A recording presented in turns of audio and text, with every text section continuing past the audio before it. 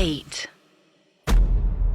हर्ष, मुझे याद है हमने कुछ टाइम पहले एक एपिसोड किया था जी, कर्ण पिशाचनी के ऊपर। कर्ण पिशाचिनी जी। जी जी, आपने उसमें एक कहानी जो बताई थी, इनफैक्ट जो कहानी फेयर फाइल्स में भी टिकट कलेक्टर की। टिकट कलेक्टर थे और उनको कर्ण पिशाचनी कैसे भी हासिल हो गई, जो उन्हें बार बार उनके कान पे आके लोगों का भविष्य बताती थी। इसके जरिए उन्होंने काफी मात्रा में धन जो है ख्याति भी प्राप्त करी और पैसे कमाए, धन अर्जित किया।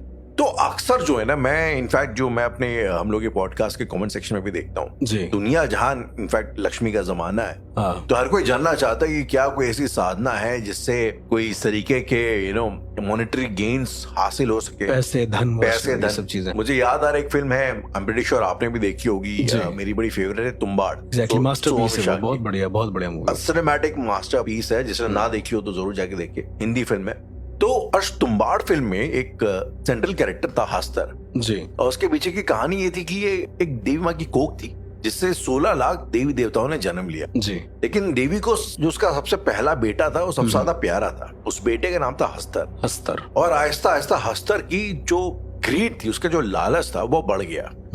तो उसने अपनी माँ के सोने पर कैसे तो भी करके अधिकार अपना जमा लिया, कब्जा कर लिया। लेकिन जब वो माता के अन्न पे हाथ लगाने को गया तो बाकी जितने 16 करोड़ देवी देवता थे उन्होंने जो है इनकलाब कर दिया, उन्होंने क्रांति कर दी। एग्जैक्टली। और उन्होंने उसको श्राप दिया कि तुम जो है अब आजीवन बिना अन्न के जियोगे लेकिन जिंदा रहोगे। ठीक है। और उसके बाद हस्तर का लालच एक श्राप बन गया। कि जो उसकी शरण में आएगा उसको सोना तो जो है पूरा मिलेगा, लेकिन वो अन्न के एक दाने के लिए तरसेगा। कि बॉडी में जो है उस तरीके के जमाने भर के रोग हो जाएंगे। बहरहाल ये तो किस्से कहानी वाली बात थी, लेकिन अगर हम लोग एंटिटीज की बात करें, साधनाओं की बात करें, तो क्या ऐसी कोई एंटिटी है या ऐसी कोई साधना है जिसको करके इंसान इस किस्म की पावर्स को हासिल कर सके? यार राहुल, पहले मैं तुम्बाड़ की बात करूंगा। तो तुम्बाड़ जो मूवी है, काफी अच्छा डायरेक्शन भी है इनफैक्ट उसमें। मेरा ये मानना है कि जो भी हम लोग फैंटेसी देखते हैं या फिर सुनते हैं इनफैक्ट, वो कहीं ना कहीं से तो इंस्पायर्ड है, isn't it? Of course. अब जो हम लोगों ने हस्तर का एग्जाम्पल देखा है, वो रियल में कभी भी किसी भी इतिहास में या फिर किसी भी हमारे धर्म ग्रंथ में हस्तर का मेंशन नहीं है। लेकिन जब कहानियों की बात आती है, जो फिक्शन हम लोग उठाते हैं, वो किसी न किसी रियल घटना से इंस्पायर होके उठाते हैं। जी। आपने दिति और अदिति के बारे में सुना होगा, सुर और असुर बेसिकली जिनसे निकले, जिनकी संतानें हैं। जी। तो ऐसा कहा जाता है कि असुरों को पहले स्वर्ग मिल रहा था, उनकी लालच की वजह से उनको नर्क मिला। उनको मतलब ऐसी जगह मिली जहां पर वो धन वैभव से लेस रहेंगे, उनको नहीं मिलेगा। ओके। अब होता क्या है राहुल, कि अगर ये एक प्रवृत्ति है, इंसानी प्रवृत्ति है, कि अगर कोई भी इंसान, उसको वो कह सकते हैं कि वो सारी चीजें, सुविधाएं नहीं दी जाती हैं, तो वो गलत तरीके चूज करता है कि कोई ऐसा तरीका जिससे हम धन इकट्ठा कर सके, धन ले सके। एक मुझे याद है, एक असुर था, मुझे एग्जैक्ट उस असुर का नाम भी नहीं याद है, लेकिन उस असुर ने एक बार ऐसा कहा जाता है कि जो लक्ष्मी देवी थी जी, उनके जितने भी खजाने थे, मतलब उनके जितने भी पात्र थे कुबेर और लक्ष्मी के, वो उसने चुरा लिए थे। ओके। इसका मेंशन भी है कई सारी पुस्तकों में। जैसे नीलमत पुराण, उसमें मेंशन है, विष्णु पुराण में मेंशन है। तो चुराने के बाद दरअसल हुआ ये था कि लक्ष्मी देवी ने ये श्राप दिया था कि तुम किसी भी तरह का भोजन जो ग्रहण करोगे वो तुम्हें पचेगा नहीं, वो तुम्हारे मुंह से ही निकल जाएगा। तो असुर क्या हुआ, वो जो असुर था और उसकी जो सेना थी वो भूखी पड़ने लगी। उसकी वजह से धन वैभव तो बहुत था, वो भी चुराया हुआ, राइट, भूखी पड़ने लगी। तब उसने यज्ञ किया उस असुर ने, और आवाहन किया शाकिनियों का, ऐसा कहा जाता है। ओके। और शाकिनियों ने उसे कुछ ताकत दी जिसकी वजह से थोड़े दिन तक वो सरवाइव कर पाया। पर देन वो श्राप के कारण वो मर गया, क्योंकि अन्न पेट में नहीं जाएगा, तुम जिंदा नहीं रह पाओगे। राइट। और यही शायद एक एग्जाम्पल उठा के हस्तर को लिया गया, जिस तरह से उसमें दिखाया गया कि हस्तर को अन्न देते थे तब वो तुम्हें एक सोने का सिक्का देता था। उसके पास एक पोटली होती थी। सवाल राहुल आपका ये था कि क्या कोई ऐसी साधना है, क्या कोई ऐसी चीज है, क्या कोई ऐसी एंटिटी है? आजकल मार्केट में राहुल बहुत सारी चीजें चल रही हैं। मार्केट में एग्जैक्टली ये जो मार्केट उन्होंने बेवजह का बना रखा है कि हम तुम्हें एक ऑनलाइन साधना देंगे और उस ऑनलाइन साधना के जरिए तुम्हारे पास पैसे की बरसात हो जाएगी। और लोग क्या है, जो परेशान है पैसे से, उन्हें रास्ता चाहिए। वही एक असुरी प्रवृत्ति कि उन्हें रास्ता चाहिए। अब वो उसको प्राप्त करने के लिए गलत तरीके भी चूज कर लेते हैं, जहां पर वो लोग फंस जाते हैं। जी। एक एंटिटी ऐसी है राहुल जो ये सारे काम करती है, अगर मैं आपसे बोलूं। और इस एंटिटी का प्रॉपर मेंशन है स्वर्ण पिशाचिनी। इसका नाम है स्वर्ण पिशाचिनी। स्वर्ण पिशाचिनी। जैसे हम लोग कर्ण पिशाचिनी सुन रहे थे, जी जी जी, आपने जो जिक्र किया, कर्ण पिशाचिनी का मतलब वो पिशाचिनी, वो देवी, तामसिक देवी जो साधक के कान में आकर भूत भविष्य वर्तमान बताती है। लेकिन स्वर्ण पिशाचिनी का मतलब ये है जी, वो तामसिक देवी, तामसिक मतलब जो वाम मार्गी तरीके से, तामसिक की क्यों मतलब? क्योंकि सात्विक तरीके से कभी ये हो नहीं सकता। मतलब आप कहना चाहते हैं कि सात्विक तरीके धन अर्जित करने के हैं ही नहीं? हैं, बट जल्दी नहीं, धीरे धीरे। ओके, ऐसा है, तामसिक तरीके से चीजें जल्दी सिद्ध हो जाती हैं। ओके, तो स्वर्ण पिशाचिनी का मतलब ये होता है कि वो तामसिक देवी जिनको हम साध लें तो वो साधक के पास, जिन्होंने भी उसको साधा होता है जी, बहुत सारे सोने और जवाहरात ला कर देती हैं वो, लेकिन किसी और से चुराए हुए। उनका भी एक दायरा होता है। अच्छा, अगर मैं यहाँ पे आपसे सवाल करूं कि देखिए नॉर्मली जब भी घरों में दिवाली की सब वक्त पूजा होती है जी, दुकानों में, घरों में, हर जगह पे, तो हम लोग लक्ष्मी माता की, गणेश जी के साथ पूजा करते हैं। बिल्कुल। तो मतलब लक्ष्मी माँ की पूजा करने और स्वर्ण पिशाचिनी इनकी पूजा करने में लाइक क्या फर्क? अब बात वही है कि लक्ष्मी माँ जी, वो, अब उनको माँ बोलते हैं, उनको देवी का दर्जा प्राप्त है, भगवान का दर्जा प्राप्त है। ओके, उनसे एक स्टेप नीचे होते हैं देवी, देवी देवता जी, भगवान नहीं होते हैं वो। तो स्वर्ण पिशाचिनी गढ़ों में आती हैं बेसिकली। ओके, माता के गढ़ों में आती हैं, जिनसे, अब देखिए, डायरेक्ट भगवान से संपर्क करना मेरी नजर में एक मूर्खता भी है और तुम कर भी नहीं सकते हो। उतनी बड़ी एनर्जी को तुम डायरेक्ट एब्जॉर्ब नहीं कर सकते हो। साधने की बात जब आती है, आपने कभी ये सुना है कि हमने शिव जी को साध लिया? नहीं। हमने विष्णु जी को साध लिया। हालांकि लोग अक्सर ही क्लेम करते हैं कि अगर आप शिव जी को भोले के रूप में करोगे, साधोगे तो रूप काफी में ना, राइट, मैं वही आपसे बोल रहा हूँ कि ये गणों में आती हैं स्वर्ण पिशाचिनी। ओके, जैसे हमने शाकिनी, हाकिनी, डाकिनी, इन सब के बारे में बहुत सारे एपिसोड्स में इनफैक्ट डिस्कस किया है जी। स्वर्ण पिशाचिनी का एक सिनेरियो ये होता है कि इनको अलग अलग प्रांतों में, जितने भी राज्य हैं जी, वहां पर अलग अलग नामों से बुलाया जाता है। राहुल, बिहार में सबसे ज्यादा ये फेमस है दिवालन के नाम से। आपने सुना होगा कि दिवालिया निकल गया है या फिर ऐसा हो गया, दिवाला निकल गया है, दिवाला निकल गया। तो शायद ये वर्ड वहीं से आया है, क्योंकि ये बिहार का एक फोकलोर है, घोसलोर है इनफैक्ट। ओके, और दिवालन एक एंटिटी है जो हीरे जवाहरात गायब करती है हर जगह से। हीरे जवाहरात गायब करती है जी, और चुराती है। हाँ, और जो साधक होता है उसको देती है लाकर। मतलब ये कुछ ऐसा नहीं है राहुल कि उन्होंने अपने जादू से हीरे जवाहरात बना दिए और तुमको दे दिए, बिल्कुल नहीं। ओके, इसका एग्जाम्पल मैं आपको एक केस से देना चाहूंगा। एमपी का एक केस था राहुल। आई डोंट नो कि अब वो आर्टिकल्स अवेलेबल है या नहीं है, क्योंकि बहुत सारे ऐसे आर्टिकल्स थे जो 2015 के बाद से हटा दिए गए, मेरा ऐसा मानना है। ओके, मेरी खुद की ऐसी अपनी रिसर्च है।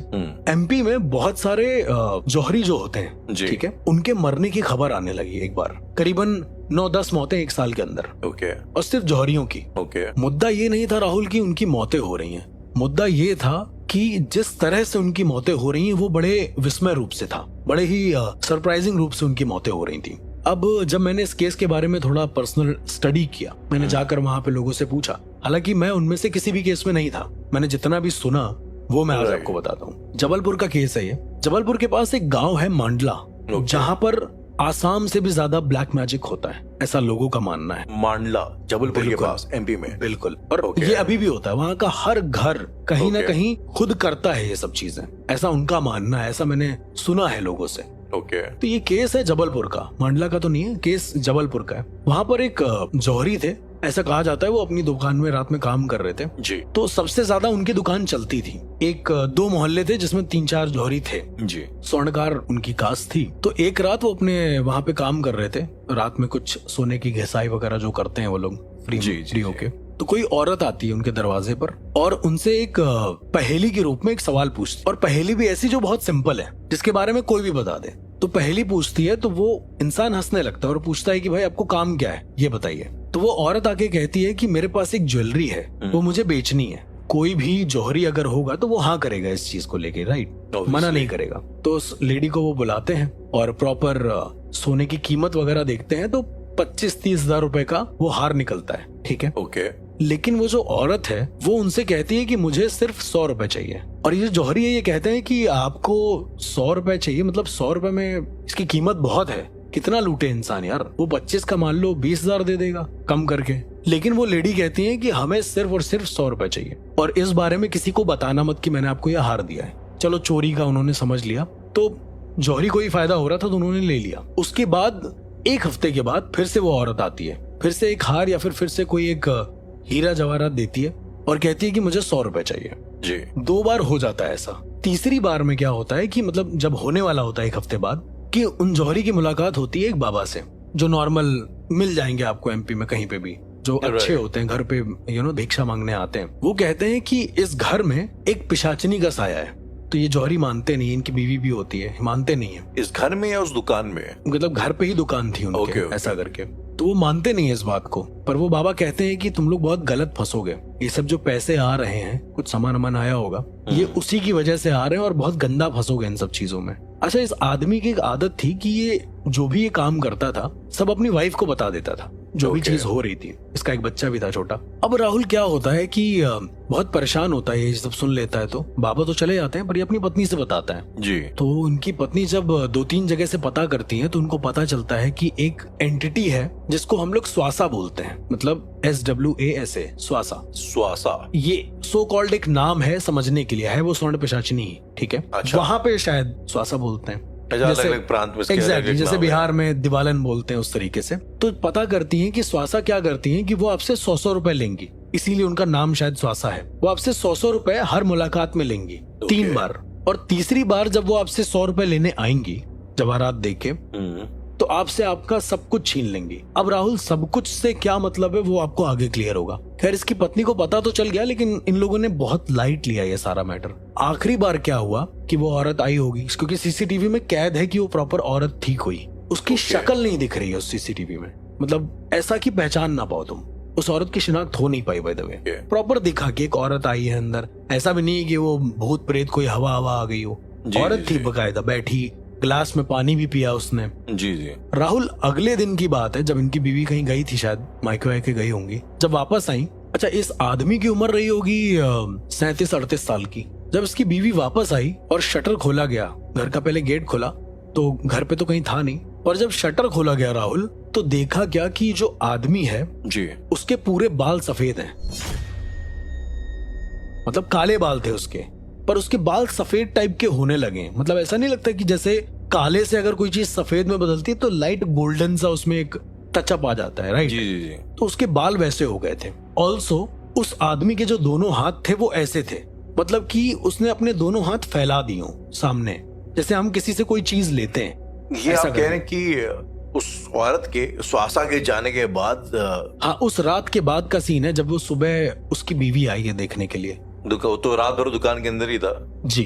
वो लड़की भी वहीं थी, और सीसीटीवी में ये आया है कि 4 बजे के आसपास वो लड़की निकल गई है, 3 घंटे तक रुकी है। ओके। मतलब 1 बजे एंट्री करी है, 1:10 के आसपास, और 4 बजे वो निकल गई है। और उस आदमी की हालत ऐसी थी कि पूरी बॉडी अकड़ी हुई थी, जैसे किसी ने पत्थर से वो बॉडी को तराश दिया गया हो, ऐसा करके। आंखें एकदम खुली, एकदम पत्थर, नॉर्मल, ऐसा नहीं कि पलट गई हो या फिर कुछ ऐसा हो गया, एकदम नॉर्मल आंखें, बट बाल उसके बिल्कुल सफेद, चेहरे पर झुर्रियां आ गई थी। 4 घंटे में। या now the interesting part is कि जब पुलिस आई और उसको पोस्टमार्टम के लिए भेजा गया लाश को जी। राहुल, जब लाश को काटा गया है, बेसिकली उसमें जब चीरा लगाते हैं वो लोग, पोस्टमार्टम करते हैं, तो खून उसका हल्का सा गोल्डिश हो गया था, बहुत लाइट सा, मतलब गोल्डिश, सोने ऐसा हो गया था, काइंड ऑफ, ऐसा डॉक्टरों का कहना है। अगेन, ऐसा कोई धर्मगुरु नहीं कह रहे हैं, ऐसा डॉक्टरों का कहना है। ओके।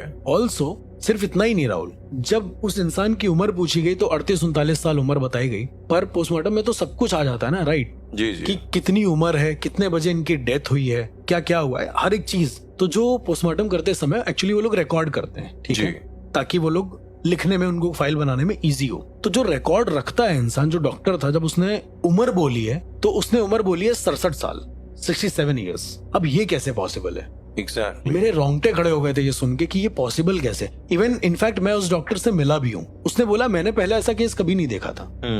और उम्र बढ़ने का इससे क्या रिलेशन, राइट? उसके बाद मैंने इसके बारे में थोड़ा जानना शुरू किया राहुल जी। मैंने 2-3 अपने गुरु साधकों से पूछा। गुरु साधक मतलब जो एक ही गुरु के शिष्य होते हैं। मैंने उनसे पूछा तो उन्होंने भी यही बोला कि मतलब ये केस तो काफी अलग है, ऐसा कभी होना नहीं चाहिए। अच्छा, एमपी में उस दौरान केसेस काफी हो चुके थे, ये मेरा मानना था। तो जब मैंने एक अच्छे साधक से पूछा तो उसने बताया स्वासा शायद उसका नाम होगा, लेकिन ये स्वर्ण पिशाचिनी है। उस दिन मैंने पहली बार स्वर्ण पिशाचिनी का नाम सुना था किसी के मुंह से।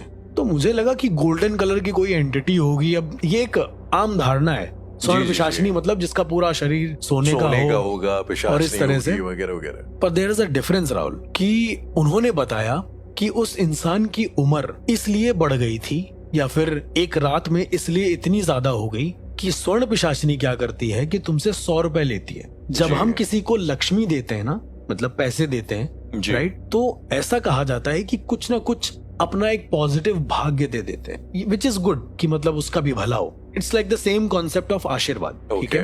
तो उन्होंने बताया कि जब वो 100 रुपए लेती जा रही थी, जब इंसान 100 साल का हो जाता है तब वो शव कहलाता है, ऐसा कहा जाता है। वरना उसको लाश बोलते हैं, ये लाश पड़ी हुई है, ये शव आ रहा है, तब बोलते हैं जब वो 100 साल का हो जाता है, टेक्निकली, ठीक है। तो स्वर्ण पिशाचिनी इंसान की उम्र चुराती नहीं है, उसे उस स्टेट में पहुंचा देती है जहां पर, अब लेट सपोज राहुल, उस इंसान की उम्र 38 साल है और मरने के बाद, स्वर्ण पिशाचिनी के इफेक्ट के बाद उसकी उम्र हो गई है 67 या 68, 30 साल का डिफरेंस, राइट। तो स्वर्ण पिशाचिनी क्या करती है, वो 30 साल में वो जितना पैसा कमाने वाला होता है उतना उसे वो 2 हफ्ते में कमा देती, उतना पैसा। और अगर उतना पैसा कमा दिया गया है तो स्वर्ण पिशाचिनी उसको बराबर करने के लिए इंसान की उम्र खत्म कर देती उतनी, कि इसने डेस्टिनी के साथ खिलवाड़ करा है, नियति के साथ, अपने लालच के चक्कर में इसने पैसे लिए और उस पैसे ने ही इसका लॉस कर दिया। लेकिन अर्श, अगर वो मान लो हाइपोथेटिकली स्पीकिंग कि अगर वो जो शख्स था जी, जब ये उसको ऑफर देती है 100 रुपए वाला, अगर ये रिफ्यूज कर देता तो? द थिंग इज राहुल कि हम इंसानों से लड़ सकते हैं, जब शक्तियां सामने होती है ना राहुल, तो मेरा ऐसा मानना है कि बड़े बड़े दिग्गज भी डोल जाते हैं उसके सामने। और मैं आपको एक बहुत कॉमन एग्जांपल बताता हूँ कि जी, आप एक सोचिए, एक सुनसान रोड पर जा रहे हैं, आपकी विल पावर कितनी भी अच्छी हो, लेकिन वहां पर आपको एक अनजान इंसान मिलेगा तो आप क्या सोचेंगे, जो आपसे बेवजह बात करेगा, तो आप क्या सोचेंगे, आपके मन में क्या आएगा, या तो ये चोर है या तो ये भूत है। आप ये नहीं सोचेंगे अरे अपना भाई है, चलो इसको लेके चलते हैं साथ में। मैं नॉर्मली ऑब्वियसली अवॉइड करूंगा उसको। आम इंसान में धारणाएं यही आएंगी। जी जी। पर जब शक्तियां आती हैं तो वो आपको इस तरह का एहसास करा देंगी कि वो आपके ही जिंदगी का एक हिस्सा है, आप उन्हें मना नहीं कर पाएंगे। ऐसा कहा जाता है कि जितनी भी शक्तियां होती हैं उनके अंदर स्ववशीकरण की पावर जरूर होती है, वो अपने आप चीजों को हिप्नोटाइज कर देती हैं जब वो तुम्हारे सामने आती हैं, इफ तुम्हारी स्पिरिट कमजोर है तो, और तुम्हारे वीक पॉइंट पर हमला करेंगी जिससे तुम उनके वश में आ जाओगे। मतलब आप चाह कर भी उनको मना नहीं कर सकते। मना नहीं कर सकते हो आप। आपकी विल पावर जब एकदम एक्सट्रीम होगी तो ही आप कहोगे कि ठीक है जो भी हो तुम अभी हट जाओ, हमें नहीं चाहिए। द थिंग इज कि स्वर्ण पिशाचिनी को जब तक तुम इनवाइट नहीं करोगे वो तुम्हारा बुरा नहीं करेगी। द मोमेंट तुमने बोल दिया कि ठीक है आप अंदर आइए बैठिए, आप वहां से खत्म। ऑल्सो स्वर्ण पिशाचिनी से बचने का कोई भी तरीका नहीं है। तो फिर लोग इनकी साधना कैसे करते हैं या कैसे कर सकते हैं? अब मैं साधना वाले पॉइंट पे भी आऊंगा। अभी मैंने आपको एक केस बताया, राइट, पर लेट्स कम बैक टू साधना, कि किसी ना किसी ने तो स्वर्ण पिशाचिनी को भेजा होगा। एग्जैक्टली, किसी ना किसी ने शायद स्वर्ण पिशाचिनी को साधा भी होगा। पर यहाँ पे जो स्वर्ण पिशाचिनी थी जी, ये जवाहरात दे रही थी, अगर आपने नोटिस किया हो। ओके, ये घर में जाके दे रही थी और पैसे ले रही थी, राइट जी। स्वासा का एक तरीके का ये एग्जाम्पल था। पर now let me tell you कि दिवालन का एग्जाम्पल थोड़ा अलग है। अब शक्तियां भी बट ऑब्वियस है अलग है जी। राहुल, बिहार में मुजफ्फरनगर से जब आप आई डोंट नो, मुझे उस जगह का एग्जैक्ट नाम भी नहीं याद है, उस गांव की तरफ जाएंगे, गांव का एक एरिया पड़ता है, वहां पे बस से ही जाना पड़ता है। तो आप बस से जाएंगे तो बहुत अंदर एक गांव बना हुआ है, छोटा सा राजा हाट या फिर कुछ ऐसा करके उसका नाम है, उस गांव का थोड़ा बड़ा नाम है। उस गांव में राहुल 2017 से 2019 तक दिवालन का खौफ था। दिवालन आपने अभी बताया राइट कि कर्ण पिशाचनी का ही नाम दिवालन है। स्वर्ण पिशाचनी का नाम है जी, का नाम ही दिवालन है। एग्जैक्टली उस एरिया में जितना मैंने अपनी रिसर्च किया, जितना मैंने सुना है, समझा है, देखा है, उस हिसाब से okay, Swasa is also example of Swarna Pishachini, क्योंकि वो स्वर्ण दे रही है, स्वर्ण से रिलेटेड है, राइट जी जी जी। तो वो एग्जाम्पल उसी का ही है। मेरा ये मानना है कि शक्तियों को अपने हिसाब से अलग अलग शहरों में डिफाइन किया गया, जैसे भाषा कहते हम वही है, लेकिन हर राज्य की अलग भाषा है, अपनी अलग एक्सेंट है, राइट। लेकिन मतलब नहीं बदलता उससे चीजों का। अगर नहीं कर रहे तो नॉट करेंगे सर को, वो नहीं ही होगा। पर राइट, नो और नहीं में कोई फर्क नहीं है, सिर्फ समझने का फर्क है, अंडरस्टैंडिंग का फर्क है। उसी तरीके से दिवालन के बारे में जब मैंने पता किया तो ये पता चला कि एक ऐसी एंटिटी होती है, एक ऐसी साधना होती है जिसमें आप उस एंटिटी को भेजकर रात के 2 से 5 के बीच का जो वक्त होता है जी, उसमें उस एंटिटी को भेजकर हीरे जवाहरात मंगवा सकते हैं, लेकिन अपने ही मोहल्ले से बाहर के नहीं। ओके। लेकिन अच्छी ये टाइमिंग का क्या मसला है कि 2 से 5 क्यों? 2 से 5 ही क्यों? मतलब राहुल, मेरा ऐसा मानना है कि हर चीज के लिए अपना एक वक्त निर्धारित किया गया है, राइट? जैसे मैंने प्रहरों के बारे में बताया था कि 7-8 पहर होते हैं, ठीक है? तो उस वक्त शायद दिवालन की शक्तियां ज्यादा होती हैं, लेकिन इंटरेस्टिंग राहुल ये नहीं था कि दिवालन को भेजते हैं। जब मैंने उस दिवालन के बारे में वहां के कुछ तांत्रिकों से, आप रजरप्पा छिन्नमस्तिका के बारे में जानते होंगे, जो महाशिव शमशान में आता है, जी जी, झारखंड की बात है। तो जब मैंने वहां के कुछ साधकों से दिवालन के बारे में पूछा तो उन्होंने बताया कि दिवालन एक ऐसी आत्मा होती है जिसको जगाया जाता है। मतलब जो आत्माएं ऊपर जा रही होती हैं, जो आत्माएं ब्रह्मांड को छोड़कर जा रही होती हैं, उनको बेवजह खींच कर लाया जाता है, वो आत्माएं होती हैं। एक और इंटरेस्टिंग कॉन्सेप्ट ये है कि जो लड़की अपने शादी के एक दिन पहले मर जाती है उसे दिवालन बोलते हैं, ऐसा उन्होंने बताया। अब हर साधक का अपना अलग मानना है, राइट? जी जी जी। तो मैंने जिससे पूछा था वो काफी एजेड साधक थे।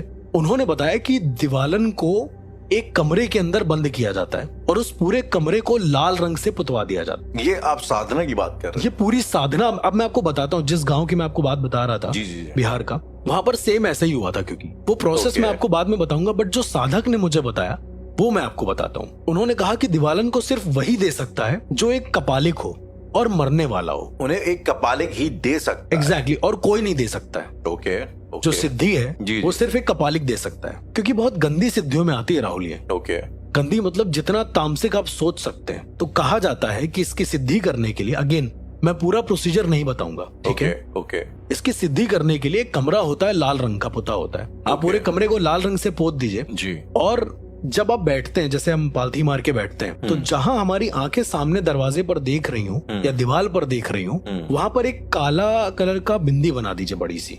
कहा जाता है कि काला बेंदा जो होता है वो आपके अजना चक्र को ब्लॉक कर देता है। ओके। उसी जगह पर सफेद निशान, सफेद चिन्ह या टीका, भगवा टीका, वो आपके अजना चक्र को और ज्यादा उजागर कर देता है। ओके। तो फॉर दैट, उसकी सिद्धि करने के लिए आपको अपना अजना चक्र विलुप्त करना होगा एक तरीके से, यानी आपके सोचने समझने की जो ताकत है वो खत्म करनी होगी। अब ये भी एक तरीके का कॉन्सेप्ट है कि उसके बाद तुम पूछोगे क्या काम क्या दोगे। देन ऐसा कहा जाता है कि जो कुंवारी लड़कियां होती हैं जी, उनके 50 बाल चाहिए होते हैं, जटा से उखड़े हुए, ठीक है? ओके। अब इस आदमी ने कहां से किया, क्या किया, मुझे कुछ नहीं पता, पर ये तरीका है। तो उसमें कई सारी चीजें यूज होती हैं, जिसमें कुछ चीजों के नाम मैं आपको बता दूंगा, सबके नहीं बता पाऊंगा। कुंवारी लड़कियों के बाल, उल्लू के नाखून और ये सारी चीजें मिक्सअप करके वहां सामने रखना होता है। देन जमीन पर एक गोल घेरा बनाना होता है, एक चक्र बनाना होता है, उसे अष्टांग चक्र बोलते हैं शास्त्रों में। अष्टांग चक्र के अपने कुछ फायदे हैं, कुछ नुकसान है। आपने पेंटागन बना हुआ देखा होगा राहुल, कई जगह। जी जी, पेंटागन, पेंटाग्राम, जो Illuminatis mostly so called use करते हैं। तो ज्योमेट्री का बहुत बड़ा फर्क पड़ता है। Geometry has a very great impact. और जब आप बनाते हैं कोई चीज, उस यंत्र के अंदर, यानी उस गोल घेरे के अंदर, आपको एक ऐसे लड़की की साड़ी रखनी होती है जिसकी शादी एक दिन बाद हो, उसकी पहनी हुई साड़ी, ठीक है? देन अब ऐसा मानना है, मुझे एग्जैक्ट तो नहीं पता, साधकों ने यही बताया है कि पहले जब भी आती है तो दिवालन के सबसे पहली चेतना जागृत होती है। और चेतना हमारी कहाँ होती है? माइंड में, राइट? कहा जाता है कि दिवालन जब जागृत होती है तो उसके सबसे पहले बाल आते हैं उस साड़ी के ऊपर, और उसके बाद जो हमारे जैसे कमोड हो गया या फिर कुछ भी ऐसा हो गया, जो गंदा पानी होता है, उसको साधक को एक घूंट पीना होता है और उस पर छिड़कना होता है, उस साड़ी पर। देन वो दिवालन आती है। स्वभूम चक्र एक चीज होती है जिससे आत्माओं से सुरक्षा मिलती है। तो स्वभूम चक्र कपालिक का दिया हुआ तुम्हारे पास होना चाहिए, तभी तुम उससे काम करवा सकते हो। ऑल्सो जब उसको जागृत करना है तो जो भी इंसान, जैसे कहीं डेथ हो जाती है, राइट, तो वहां पर जो पिंडे बनाए जाते हैं, उस पिंड की जो बालू होती है बची हुई, वो बालू उसके ऊपर डालनी होती है उसको जागृत करने के लिए, ऐसा कहा जाता है। तो कमरे के अंदर साधक जाता है, वो बालू डालता है, नाले का या फिर गंदा पानी डालता है, कुछ मंत्र उच्चारण होते हैं विच इज वेरी गुप्त और मैं बताने भी नहीं वाला हूँ। देन वो दिवालन जब आती है रात को 2 बजे, और ऐसे नहीं आएगी राहुल की मतलब जादू से कोई प्रकट हो गया। दिवालन के आने के लिए क्या करना होता है कि तुम्हें वो कमरा खोल देना होता है, अपने घर का दरवाजा खोल देना होता है और सो जाना होता है। जब दिवालन आएगी जी, तो उसके पैर के खनकने की आवाज आएगी, मतलब उसके जो पायल होगी वो खनकने की आवाज आएगी और तुम्हें लगेगा कि कोई इंसान बाहर से कमरे की ओर गया है। द मोमेंट वो अंदर जाएगी, एक जोर से आवाज आएगी चिल्लाने की किसी के, जैसे कोई रोता है। लेट सपोज कोई मर के जीवित हुआ हो। देन तुम्हें उस कमरे में जाना है, वही क्रिया करनी है वापस से। बहुत बड़ी क्रिया होती है, मैंने आपको बहुत हाफ बताया, वो करना होता है। और अंदर तुमको एक औरत बैठी हुई दिखाई देगी उस गोल घेरे के अंदर, वही साड़ी पहने हुई जो साड़ी तुमने वहां रखी थी, पानी का छींटा मार के। ओके। और उस औरत के हाथ में बाल होंगे, एक हाथ में। जस्ट इमेजिन एक ऐसी एंटिटी जिसके हाथ में बाल है, उसी के, वो अपने ही केशों को ऐसे पकड़े होती है। देन वो कहती है कि काम क्या है, वो पूछती है। तुम बोलोगे कि मुझे खूब सारे जवारात चाहिए। देन क्या करना है, वो हेड नॉट करती है, जो भी करती है, मुझे एग्जैक्ट अंदर का प्रोसीजर तो नहीं पता बिकॉज मैंने नहीं देखा है जी। तुम्हें जैसे हम लोग सर के बल खड़े होते हैं, राइट, तुमको वैसा खड़ा होना है एक दीवार से, जब तक वो आती नहीं है हीरे जवाहरात लेके। वो तुम्हारे सामने बाहर जाएगी और तुम्हारे ही सामने अंदर आएगी, बट तुम उल्टे होगे और तुम ये सब देख रहे हो होते हुए। ओके। और वो मुश्किल से 5 या 10 मिनट के अंदर अंदर ये काम कर देगी। वो बाहर नॉर्मली जाएगी और उतनी स्पीड में काम करके अंदर आएगी धीरे धीरे, तुम्हारे सामने जवाहरात रखेगी, तुम सीधे होगे और उसके बाद तुम्हें वही नाले का पानी, वही जो प्रोसीजर है वही दोबारा करके जाना है।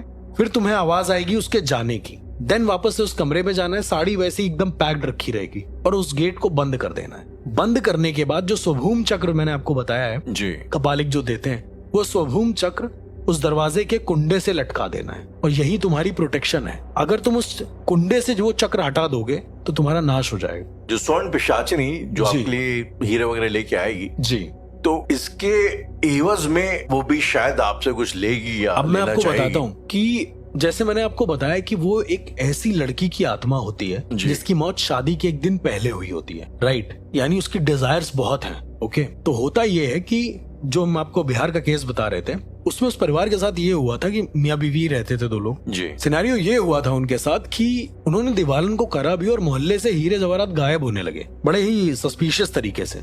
देन राहुल क्या होता है एक दिन कि वो दरवाजे पर जो कुंडा पे जो स्वभूम चक्र लटका होता है उसको लटकाना होता है, ना कि मतलब फिट करना होता है। लटकाने में वो गिर भी सकता है, तो शायद कुछ हुआ होगा, गिर गया होगा, वो मुझे एग्जैक्ट नहीं पता है। वहाँ के लोग जैसा बताते हैं, वहाँ के लोग तो अच्छा ये भी बताते हैं कि जो उनके घर काम करने वाली औरत आती थी उस कमरे में वो भी मरी मिली। कुछ लोगों का ये मानना है कि उस औरत को ही दीवालन बना दिया गया था, कुछ लोगों का ये मानना है कि कुछ अलग होगा।